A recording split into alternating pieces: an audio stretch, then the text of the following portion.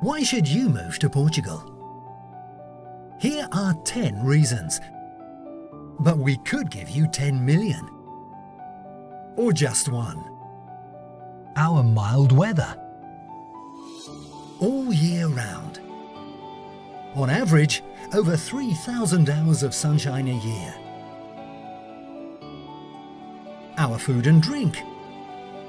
Wanna try it? Every day? You're gonna like it. Our people. We are passionate, friendly, hard-working, language speakers, genuine, and curious about other cultures. Welcome you with arms open wide. Feeling safe? Knock on wood, but according to the Global Peace Index 2018, Portugal ranks as the 4th safest country in the world out of a list of 163 countries.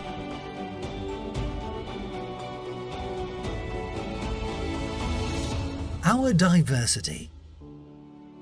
Greater Lisbon. The Silva Coast.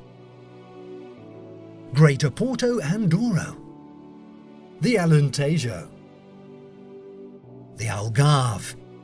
And of course, the Azores and Madeira. Quality of life. According to Expat Insider 2018, Portugal ranks 6th out of 68 world destinations. First among European countries. About 8 out of 10 people feel at home here. We were also distinguished by World Travel Awards as the world's best destination in 2017. Creativity and innovation. We're the oldest nation in Europe, but we always find creative solutions for our issues. The Portuguese caravela is just one example. Today, we have many more. We have a user-friendly environment for digital nomads and laptop entrepreneurs. We will be holding the website for the next 10 years. Here, you can be active.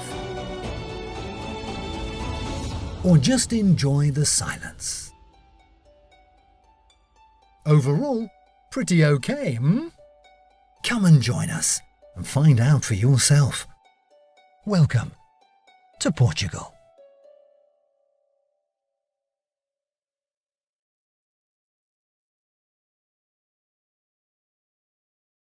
Hi everyone, we hope you have enjoyed this short intro movie about Portugal. My name is Margarida and I'm based in Portugal. And I am Vitor, I'm in Algarve. We are now going to share with you a bit more information about Portugal, its current labor market situation, living and working conditions, and some tips on how to try to find a job down here.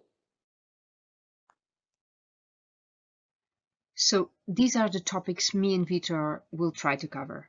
Some facts and figures about Portugal as a country, the most recent trends in our labor market and particularly focusing on the areas where you can still find a job, some important aspects to bear in mind when you think of living or working in Portugal, how and where you can learn Portuguese, some hints on how to search for a job, things you should bear in mind when applying to a Portuguese employer, and also if and when you are moving to Portugal. And finally, we'll leave you with our contacts, how you can find us if you need our advice or help. So let's share with you a few facts about Portugal. So to start with, we are this rectangle right next to the Atlantic, facing the Atlantic in the western coast of Europe. As you can see, we are having more than 10 million inhabitants. This makes of us maybe not a big country. Of course, we are still small when compared to Italy, but we are maybe a medium-sized country when compared to the average in Europe. More than half of our population is in the labor market. we're not such a densely populated country when compared to other countries in the center of Europe. Still, within the country, we can find quite densely populated regions. Of course, you can see that whereas Lisbon metropolitan area, only this little area has more than 1/3 of the Portuguese population. A region like Alentejo, right next to Lisbon, has more than 1/3 of the territory and much less than 1/10 of the population. So we are organized by regions, but we have a centralized structure in terms of public administration. So in the mainland, we're actually having a centralized government, let's say. Our political regime, we're working with a parliamentary republic, just like you do. We have a semi-presidentialist system where the president has some powers. And what I was saying about centralized government, we have two honored exceptions. The Azores and Madeira, these archipelagos, are autonomous regions and have their own regional governments with their own laws as well. You should also bear in mind that among our population, more than 10% is foreign country, coming from a foreign country. And we have as an official language the Portuguese, and our capital is Lisbon, Lisboa for us, Lissabona for you. Regarding the economy, as you can see from this graphic, you can see that we have nearly 70% of our workers focused on the service sector. Industry plays a minor role in our economy, around 15%, not much more than that.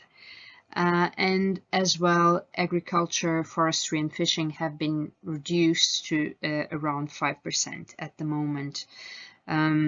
So we are really very much tertiarized as an economy. Some more data, as you can see here, we were facing an increasing trend, a recovery trend up until 2019. In that year, we still had a positive growth rate of 2.5% in our GDP. Unfortunately, last year, as I would say all of the countries around the world, we had a strong recession and we had a negative growth rate of 7.7%. So it was really severe to our economy, this pandemics. Nearly 99% of our business, our companies are micro or small and medium enterprises. So of course, if you are intending of moving to Portugal, you should expect to be integrated in this type of company. Some of these are as well startups. In the last few years, we have some dynamics in a few sectors with new companies, but it's important that you know, that you are aware that this type of companies is responsible for 76.5% of employment in Portugal. And also the private within the private sector, it's almost 2/3 of the jobs are also in the service sector. So this is really showing that our economy is really very much focused in the service sector. The months during which you will find more job vacancies available for Portugal will be within May and July, and of course in the peak of the winter, it's more difficult for you to find a job in here. Of course, this also has a lot to do with the importance of the tourism sector in our economy, which is now a bit more reduced due to the pandemics, but we hope this is temporary as much as possible. Also, it's very likely that you will find more easily a job in the metropolitan areas, Greater Lisbon and Greater Porto. This is also where the companies more open to recruiting from other countries are located. And you should also expect some seasonal effects in terms of employment in the traditional sectors, agriculture, tourism, and hotels and restaurants, and so on. Of course, during 2020 and 2021, this sector will not recruit that much abroad. You must be aware of that. Sharing with you as well some trends in our labor market.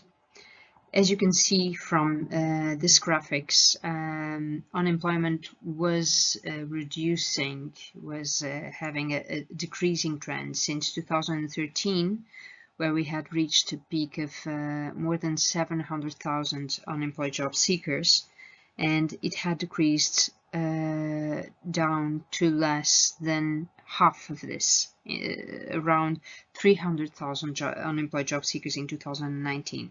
Of course, with the pandemics, the numbers have started to increase again.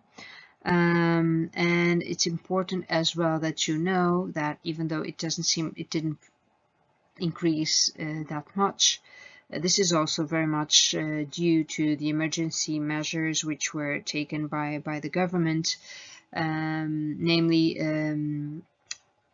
simplified layoff, one of the most important measures, which only last year involved more than 1 million workers.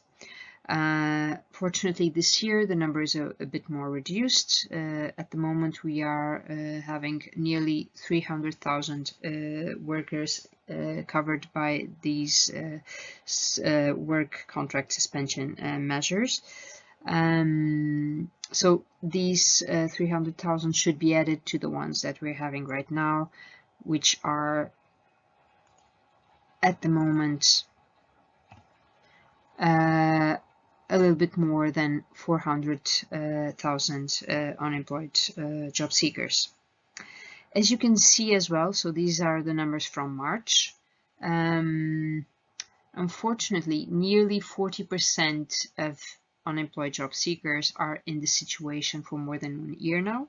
So this is becoming structural as well. It might mean that they will need some reconversion as well. And this is also a situation which affects a lot young job seekers. And this is not so evident here, but you will see later on that it's really affecting particularly young job seekers, and namely those who are entering the labor market right now. So as you can see here, when we compare unemployment rates between Portugal, Italy, and the EU, you would find probably that Portugal was facing a lower level of unemployment, and this is true. But then if you go to the youth unemployment rate, is really very high, above the EU average, definitely. Of course, Italy has a much higher youth unemployment rate, but it's still significantly high for us, quite severe for young people. Having said this about the labor market, which is not very well performing, there are still a few sectors recruiting actively from out of Portugal, namely the customer service, and particularly contact centers, and in particular regarding inbound roles, and as well shared service centers.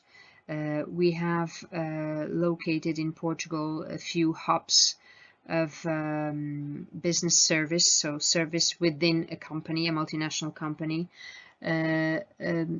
concentrating the functions of HR, administration, accountancy, control management, sales in Portugal. And for all of these, companies require specific language skills, and Italian is among the most required, just for you to know. Then, of course, within the ICT and digital sector, we have several shortages. Many companies in Portugal, we have a lot of slightly bigger companies, but also a lot of startups within the ICT sector. And software, web, and multimedia programmers and developers are some of the areas where we have a bigger number of job vacancies, just for you to have an idea. All IT engineers of all sorts, I would say. And then going a bit more into other roles within digital, also now content reviewers, SEO optimization, search on the web. This kind of functions are also sometimes requiring very technical or language skills as well. And our companies are as well open to recruiting from abroad, even without the Portuguese knowledge. Then we have, of course, the healthcare sector, which is probably a common ground to most of the countries in Europe. Most of us have shortages within healthcare. And this has been made evident now during the pandemic crisis. We already had shortages before the pandemics, before COVID-19, but particularly in some specializations. Now, of course, intensive care has become more critical. But what I have to tell you regarding healthcare is that even though we need professionals, the working conditions offered, namely the wage levels, are not so appealing. The public hospitals are the main employer in Portugal, so the public healthcare system, and they cannot, for budget reasons as well, go much beyond some level. And also the professional recognition procedures are not that easy. Of course, you know, this is common to all countries in Europe. You would need to go through a professional recognition procedure because you are, of course, dealing with patients. You need, for instance, to have a certain level of the language. So I would say minimum B2, even though it's not an official criterion. It's to present a certified level of the language. The professional orders for medical doctors and nurses are really being very strict in terms of the professional recognition procedures you have to go through, just for you to bear that in mind. Mostly now at the moment. And within agriculture, you will always find opportunities, seasonally, of course, mostly within the spring and early summer, with fruit picking and greens picking, but mostly fruit picking. We are recruiting transnationally, but it's also true that our employers within the sector are recruiting a lot third country nationals, and we must admit that the conditions offered are not as well the most appealing. It depends on what you want to do, but bear that in mind. This doesn't mean that you cannot find a job in other areas, in other occupations.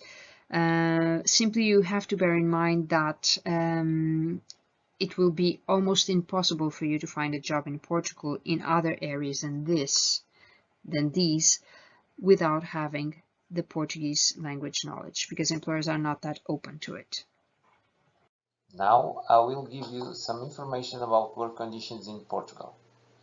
And let's start by wages or monthly earnings. Definitely is this not the main reason why you should move to Portugal. Still, you have some idea about what to expect, mostly if you have no or little experience. Our minimum monthly wage is now 665 euros per month.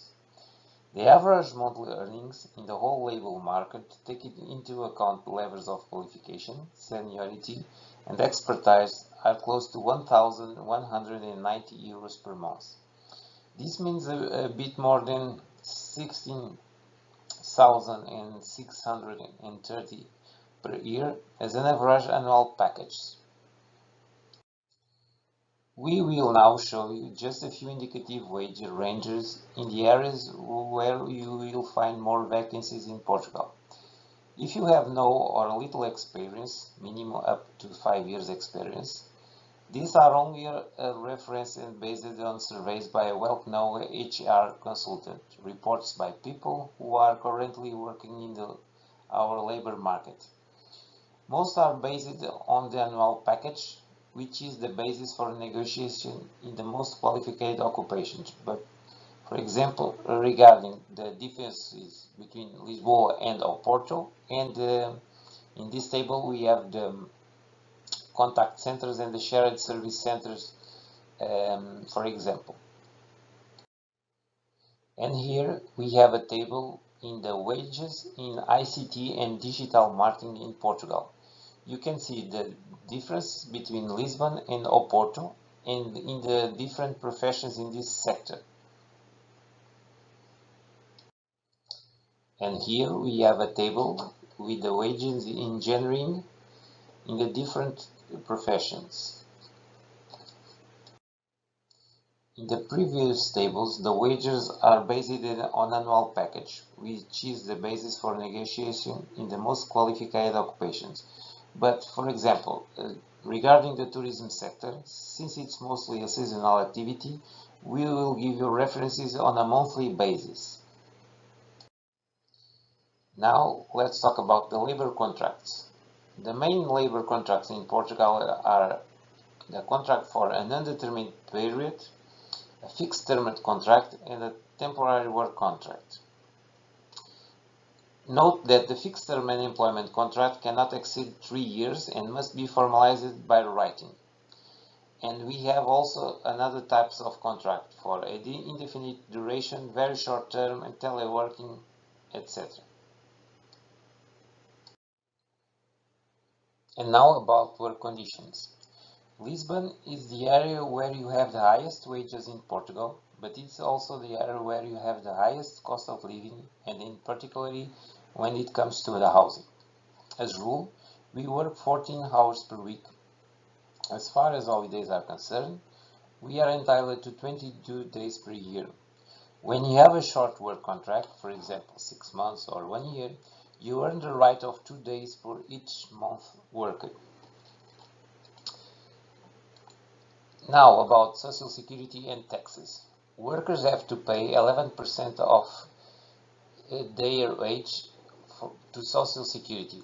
The employers have to pay from the brute salary 23.75% of to Social Security, and the freelancers have to pay 21% of the income that they declare.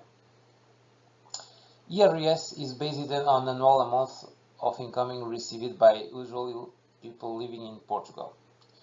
Regarding work-related income, there is a retention of certain amount for the monthly wage, which is variable according to the person's marital and family status. And here we have the wage is paid 14 times a year, and you have right to receive holidays and Christmas. And the minimum wage is 665 euros per month. And here we have the Eures rates, annual rates. The different rates are related with the work-related income and the retention of certain amount of monthly wage, which is variable, as I said before, with persons' marital and family status. And just for you to have an idea, this is just an example of net monthly wage calculation for a single person with no children.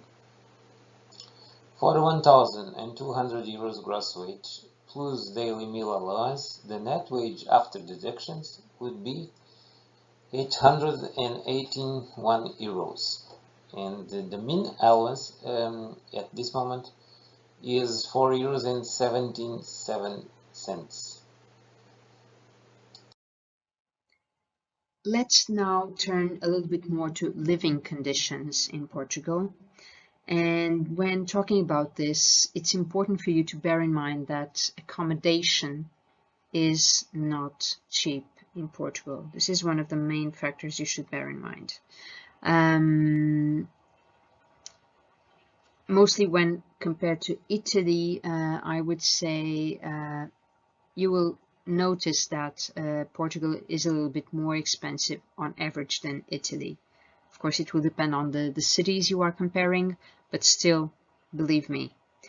There are many websites offering rental and buying accommodation in Portugal, with more coverage for the Lisbon and Porto metropolitan areas.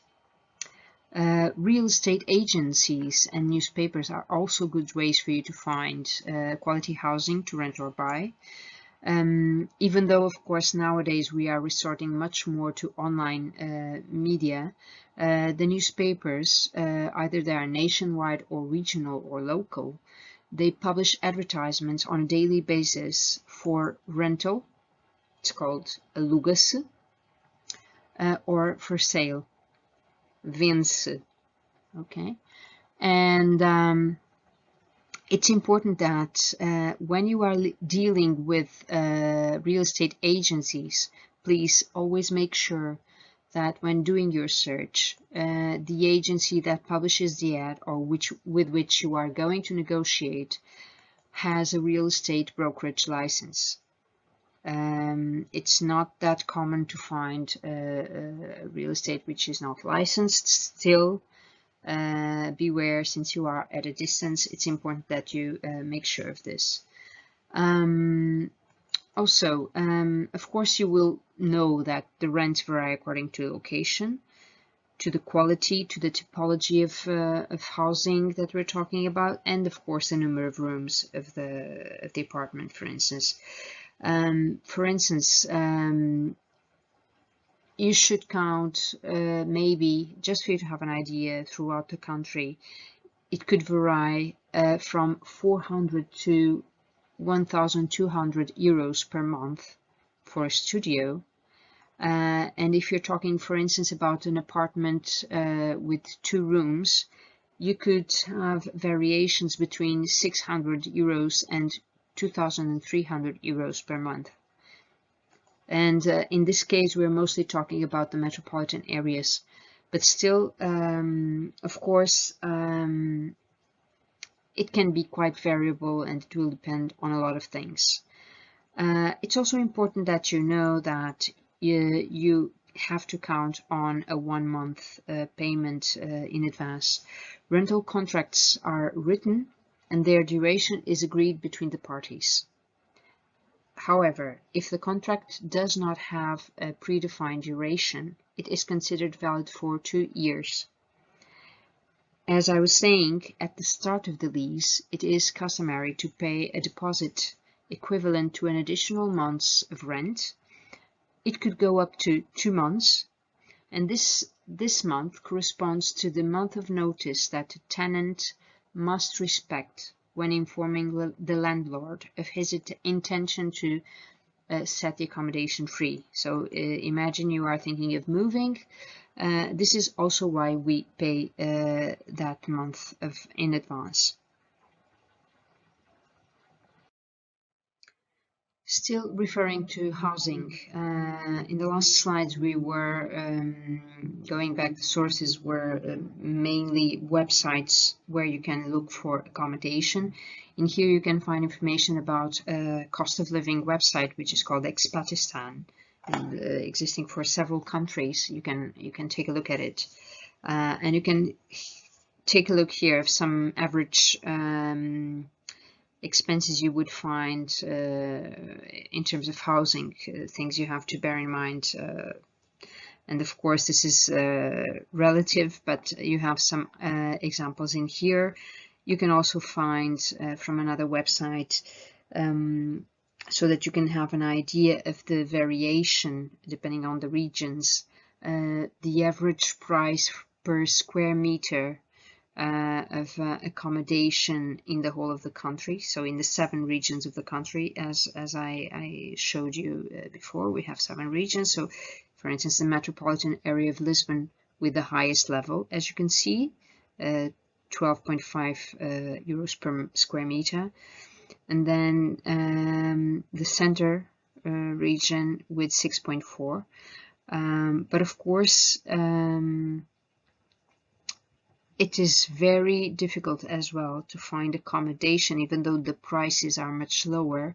It is not that easy to find available accommodation in other regions, let's say more in the province, so away from the greater areas, so the metropolitan areas.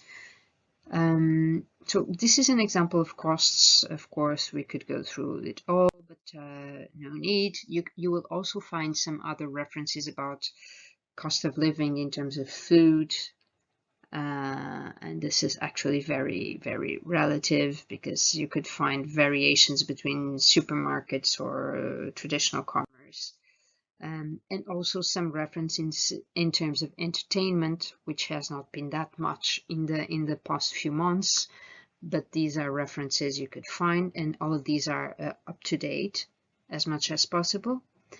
But these are just references, and you will have a few other websites where you can take a look at information about cost of living in Portugal.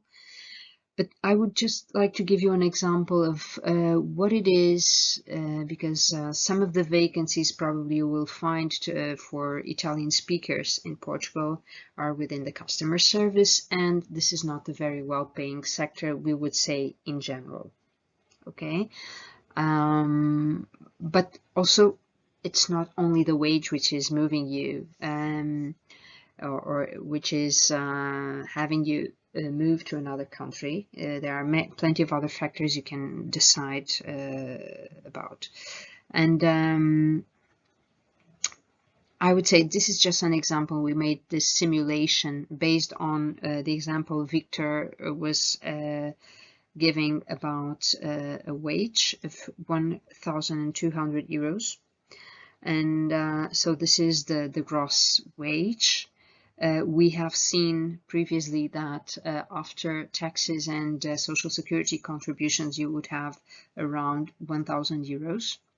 And then let's just make a simulation about what could cost you the whole package. So imagine per month you will have to, of course, to pay your rent. You will have water, electricity, and gas to pay, which are usually not included in the rental. It may happen, but it's not very common. Also, what you would pay, for instance, for a phone, TV, and internet package, cable TV and internet package, around 40 euros. Regarding transports, if you think of a monthly pass, which is an intermodal monthly pass, you can use several types of transports. It would cost you, it could go from 30 to 40 euros. If you don't move, for instance, if you don't change municipality, if you're only living in Lisbon, you will only pay 30 euros, for instance. But this is just an example. In terms of food, supermarket, you will see that it is a bit less expensive than in Italy, in Portugal. So maybe with well-managed 200 euros would be enough for you to live during a month. Of course, let's have an idea that regarding health-related expenses, hopefully you won't still have these expenses every month. Eventually, yes, depending on your state of health. But and then, of course, you have to consider at least 1 or 2 nights out, some expenses with leisure. And with all of this, we would come to around 900 euros, 910 euros of expenses per month, which deducted to the net amount you saw up there of 1,000 euros would give you around 90 euros, 93 euros of savings in the end of the month. Meaning, it's not impossible to live in Portugal with this type of money. Actually, there are plenty of people who do. Also plenty of foreign people moving to Portugal who do. And also don't forget that for these companies, namely within customer service recruiting, they usually support you in finding accommodation. And in the first months, even though at the moment we are in a completely in a difficult situation due to the pandemics, but usually they support you in finding accommodation. Very often they even have apartments which can be shared by 3 or 4 people with separate rooms, and where of course the cost of accommodation will be lower because you will share it, and therefore, just for you to have it as a reference, it's not impossible. You can live with it. I would still leave you with a few other links about living, cost of living, and not only. So regarding cost of living, you can always take a look at the information we already make available on the Eures portal. You can find the link here. Expatistan is the one we gave as an example, but also Numbeo is a really good website where you can compare the cost of living in 2 or 3 different cities. And therefore you can, for instance, compare the cost of living in Turin, or in Rome and in Lisbon for different types of items. And a few other websites you can take a look at. Also regarding accommodation, regarding the look for a house the search for a house to rent. These are some of the websites which are most used, and maybe with more offer, let's say. You can also find here some websites with useful information about the healthcare system and how to get access to it. And we have also included here some information about COVID-19 measures. Some of these websites don't have information in English, and definitely don't have information in Italian, but I believe that you will understand the majority of the information, because even though it's different languages, we have the same roots. So Portuguese and Italian, you can find some similarities.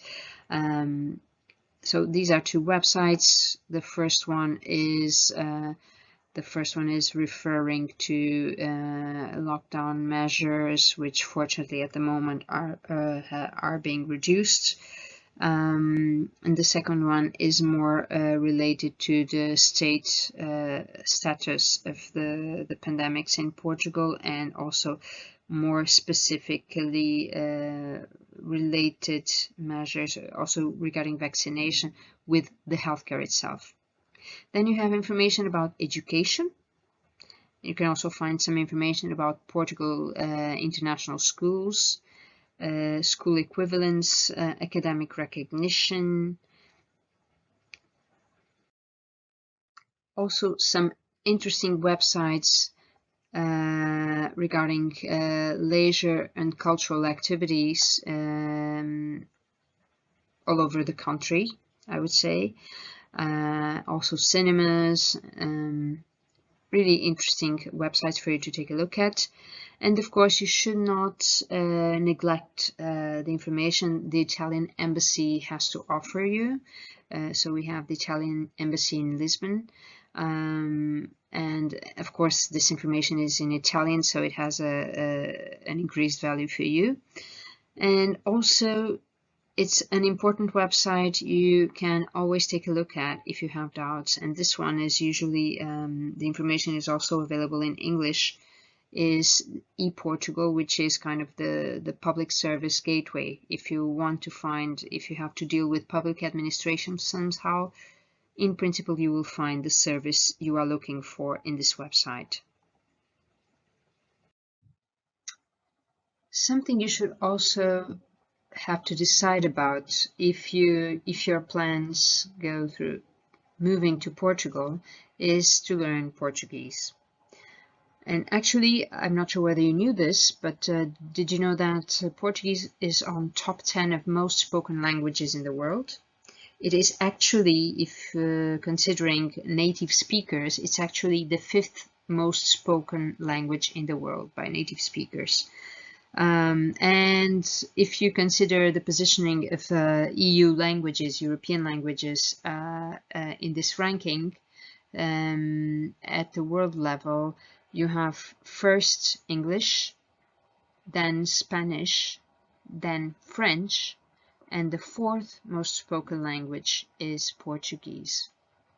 Just for you to bear that in mind, because it's really a good investment for you to make. How can you learn Portuguese? Of course, you would probably prefer to learn it on site in a classroom, and there are some options you can use for that, also in Italy already. But nowadays, the e-learning would be the easiest way for you to get access to language learning, I would say. Camões Institute is the one responsible for promoting the Portuguese language learning throughout the world.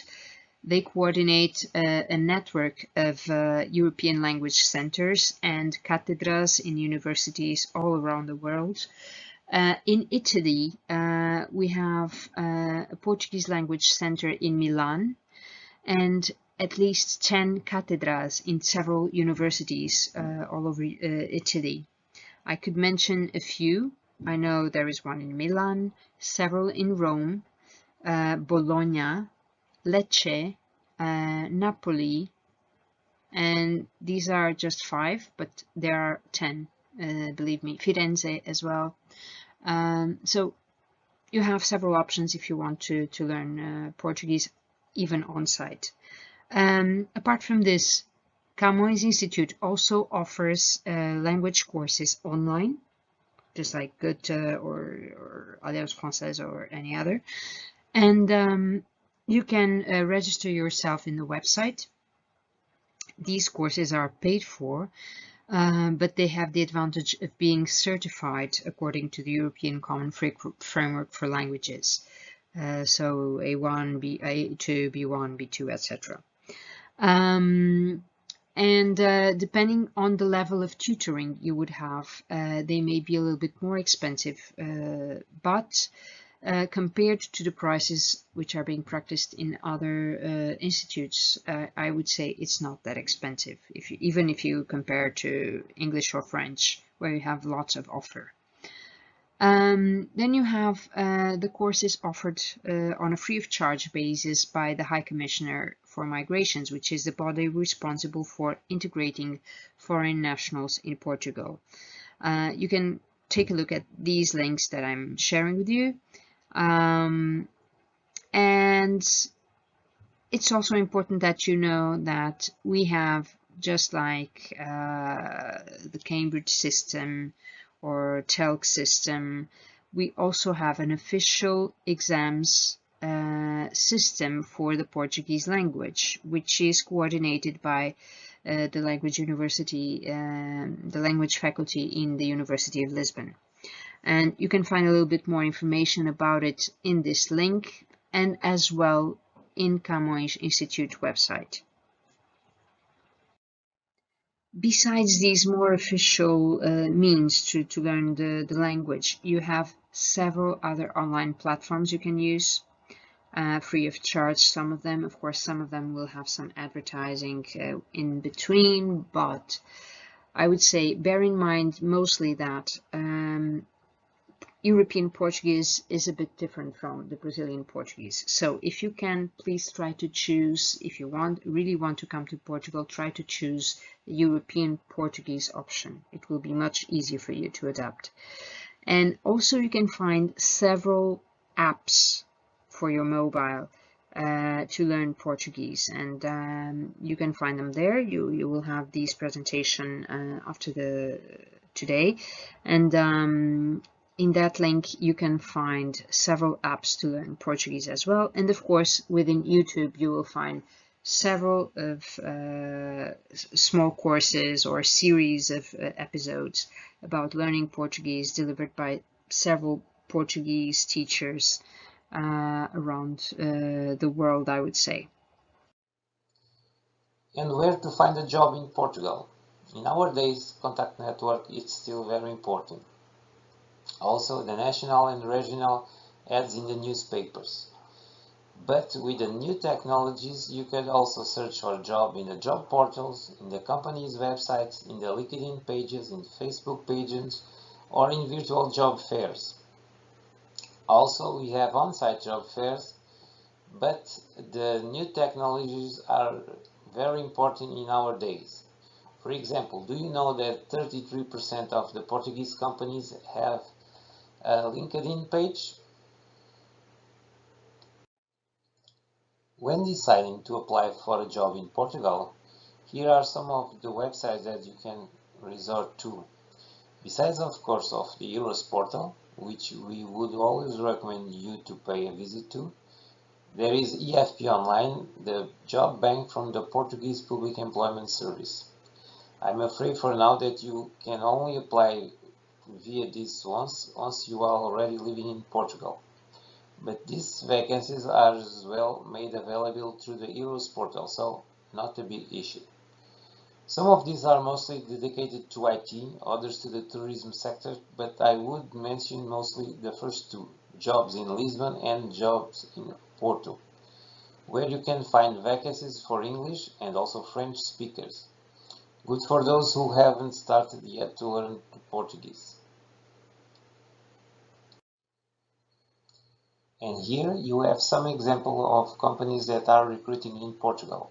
Some of these companies are Portuguese companies, and the others are international companies that have a branch office in Portugal, but they are recruiting too here.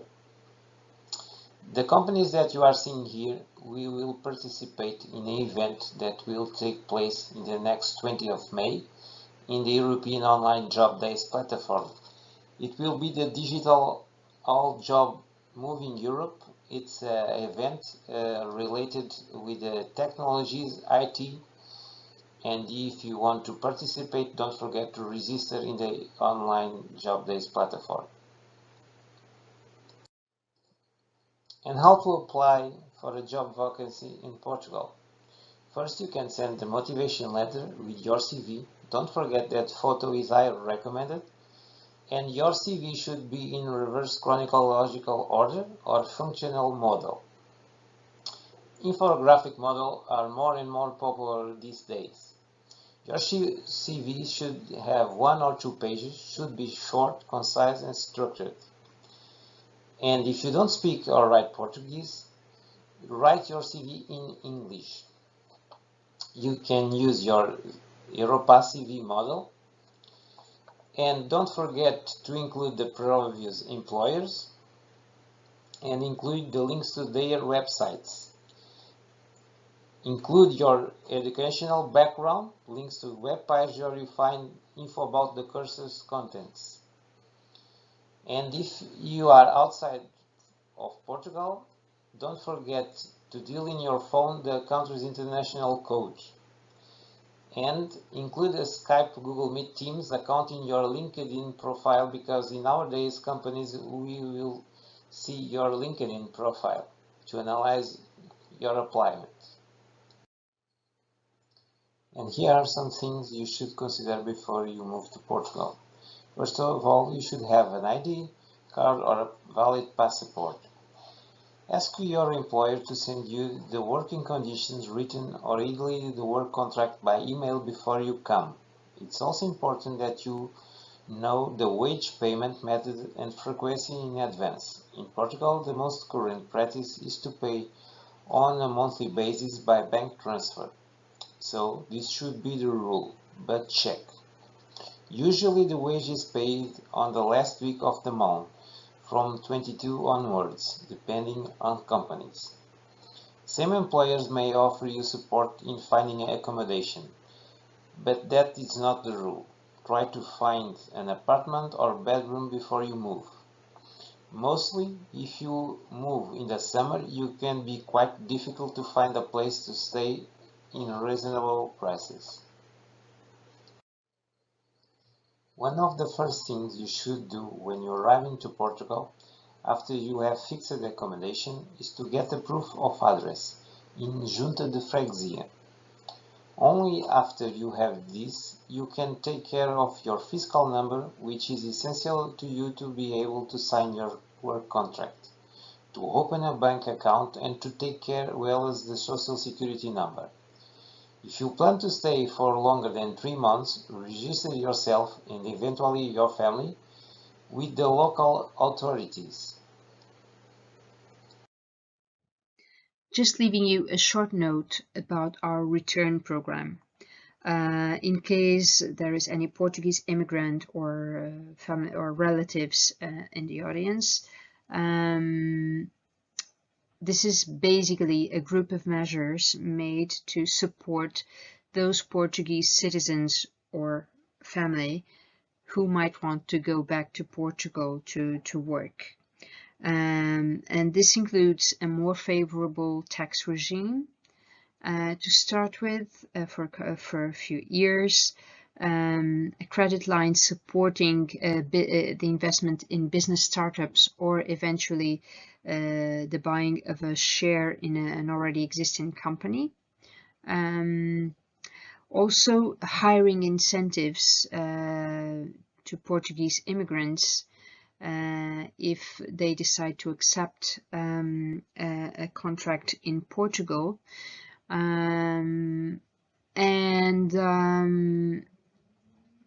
This also goes passes by allowing for the online registration of these job seekers in our Public Employment Service Job Bank, IEFP Online.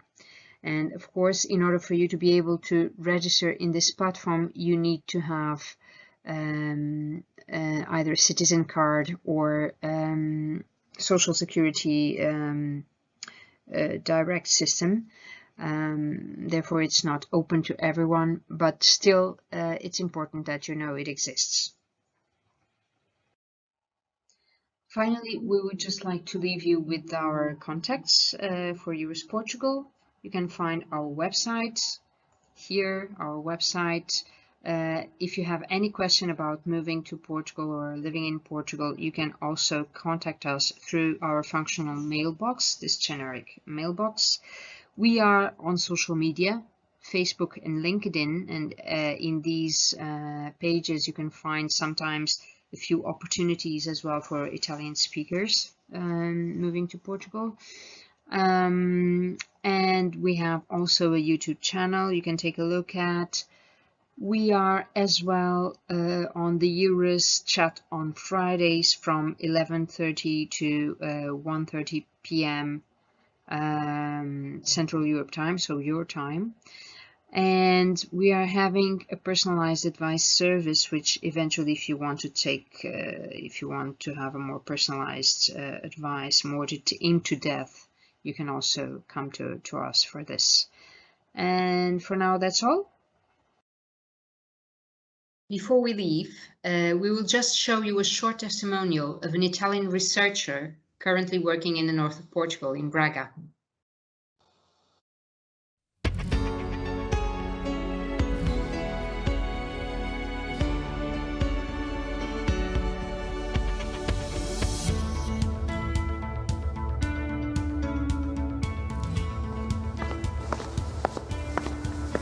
I am Nadia Licciardello and I work as a research fellow at the International Iberian Nanotechnology Laboratory, INL, Braga. I come from Italy, and in particular from Sicily, this big island in the south. But before coming to Braga, I have moved a lot around Europe. I have lived in Western Germany, then in Strasbourg in France, and then again in Dresden in the Eastern Germany. So it's about 8 years that I am outside of Italy. I wanted to go back to a place that is a bit more similar to Italy, so with a milder weather and a culture much more close to it.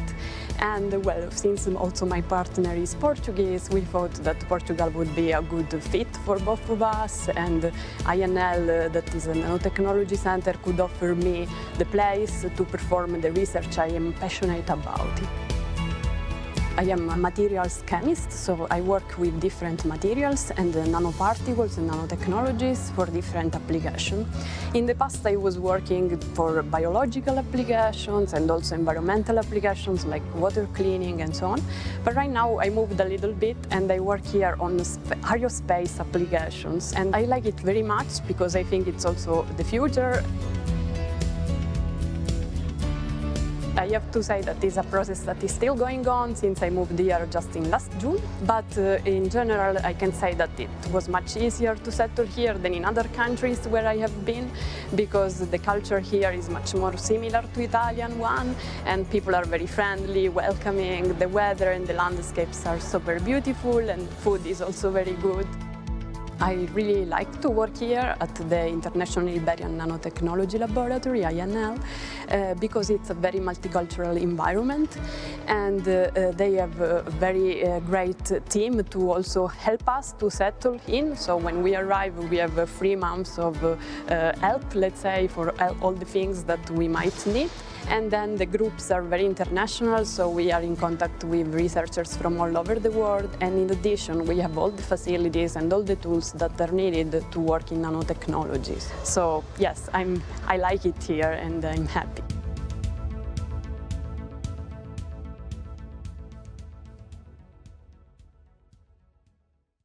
Thank you for your time.